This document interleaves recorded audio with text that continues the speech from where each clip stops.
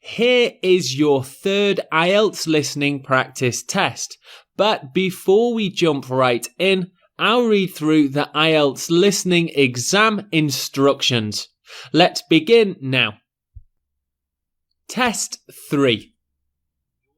You will hear a number of different recordings, and you will have to answer questions on what you hear. There will be time for you to read the questions, and you're going to have time to check your work. The test is in 4 sections with 40 questions. We'll now begin section 1. Section 1. You will hear a conversation between a university counsellor and 2 students, Cara and Joseph. First, you have some time to look at questions 1 to 5.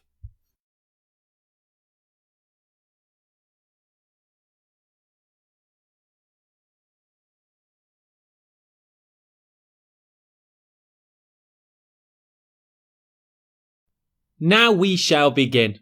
You should answer the questions as you listen to the conversation, as you won't hear the recording for a second time. Hi Joseph, how are you today? Fine, thanks. And Cara, how are you? Good. As we discussed on the phone earlier, I wanted to speak with both of you about the subjects you have chosen to study and how you are managing your time. Okay? Yes. I think so. Okay, so I'll start with Cara. You've been here for how many months now? I've been here for 6 months. How are you finding it? It's good. I'm enjoying the course. And what about life outside? Are you making friends and socializing? Not really. People here are quite closed. They don't talk to you. I see. So, what do you do after classes? I usually go home and study, and I might go out for a walk, but never really with anyone. Sometimes my roommate Louisa comes with me, but she always seems to be busy. How is this affecting your schoolwork? I don't think it is, but I miss home. Cara, what I suggest for now is that you look into joining one of the social clubs on campus. There are a variety of them. You can go camping, skiing, snorkeling, painting, dancing, reading, horse riding, rowing. There's a list on the school website. Have a look and work out which one you're interested in and which suits your timetable. You'll meet friends that way and people who have the same career interests as you. As for the subjects you've chosen for a career in microbiology, I think you should look into dropping one of your subjects and picking it up again next year as a minor.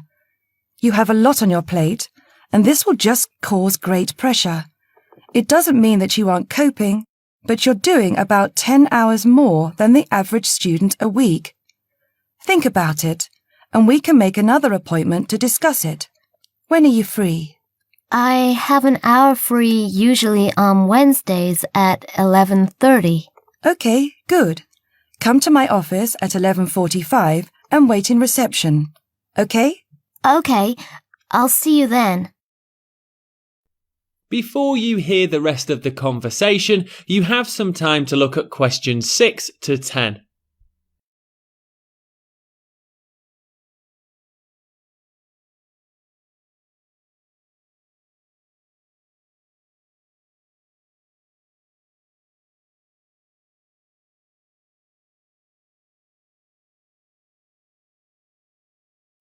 Now listen very carefully and answer questions 6 to 10. Joseph, how are you finding the university? I love it. It's very different from home. Life here is very much focused on study and also socializing through sport. People have been very friendly and curious about my culture. So, you've managed to integrate well? I think so. I've joined the rugby team, something I'd never thought I'd be interested in. And how are your studies going? I think I am doing well. I have a few assignments that need some work, but overall, I'm coping.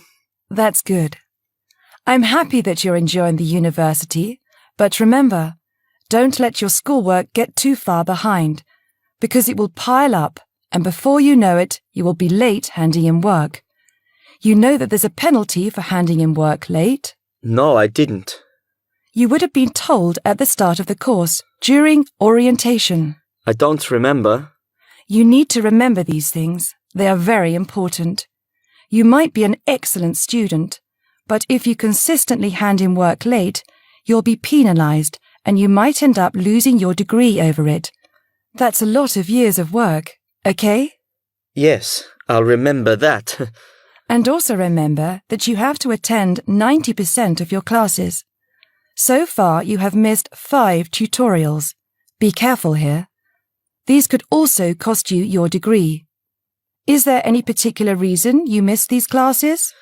I'd been training for our rugby match the night before and, well, we went out afterwards and I slept past my alarm clock. Joseph, I know this culture must be very different from where you come from, but please try and be a little more conservative with your time. I think maybe you should spend more time on your studies and less time on socializing. The subjects you've chosen are intensive. I want you to spend 3 hours a night studying before you decide to do anything else. I'll make an appointment to see you in a month and we can assess your progress. I'll give you my business card. All my contact details are there. Call me in 3 weeks to organise another meeting. Do you have any questions for me? No, none.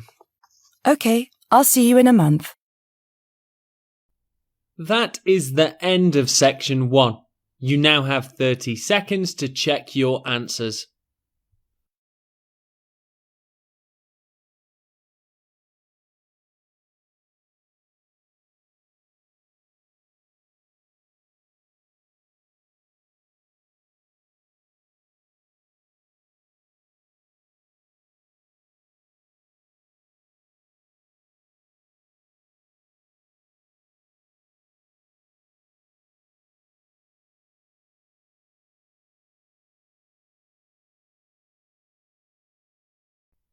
We will now begin section 2. You will listen to a talk given on bicycles, but before we begin, you have some time to look through questions 11 to 20.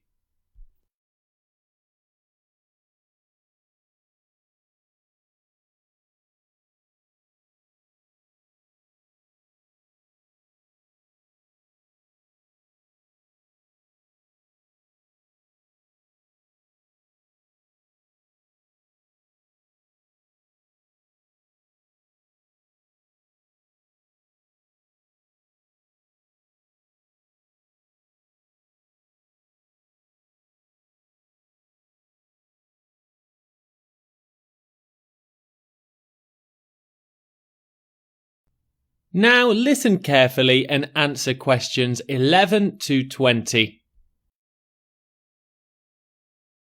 Today, we're going to talk about the latest bikes for professionals and novices. There's something to suit everyone from price to function.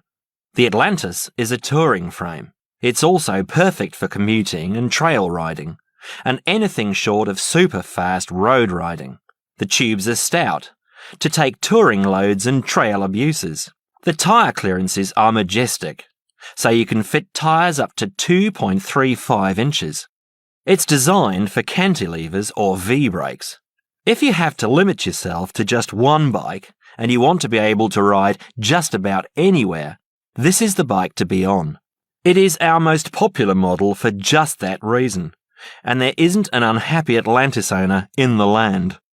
The Rambouillet, our all-around road bike, is available either as a frame with fork and headset for $1,400 or as a complete bike for $2,300.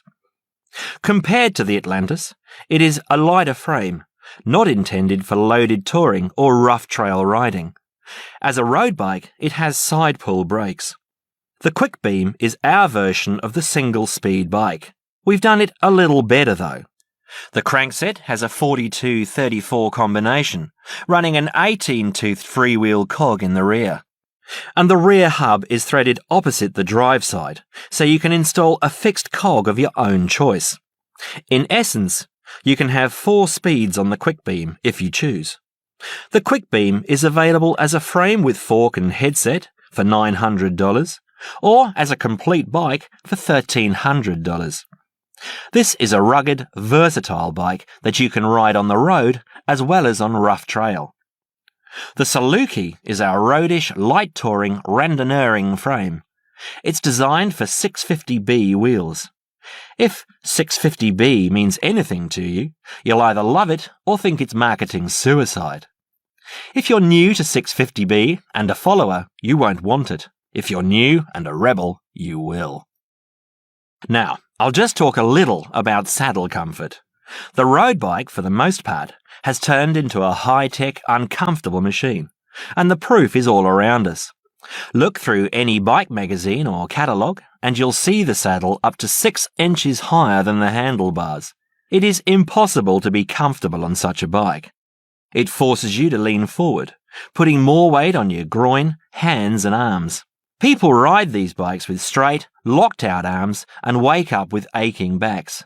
They endure it, get used to it, or buy recumbents. When we custom design a bike for you, you'll be able to get a comfortable position. Your back will be between 45 and 50 degrees, and there will be a noticeable bend in the arms. And most importantly, your arms won't be supporting your body weight. You won't have to look up to look ahead, because you won't be hunched over and low. That means our bikes are more accessible for riding on the flats, or even for short climbs. We consider this when we design and build your custom frame. That is the end of section 2. You now have 30 seconds to check your answers.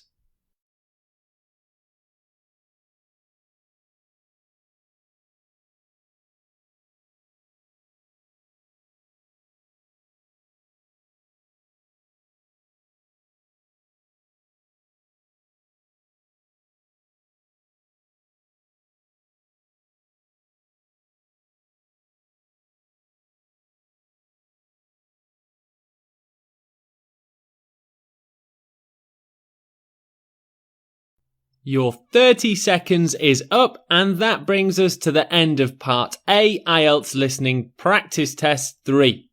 See you in Part B.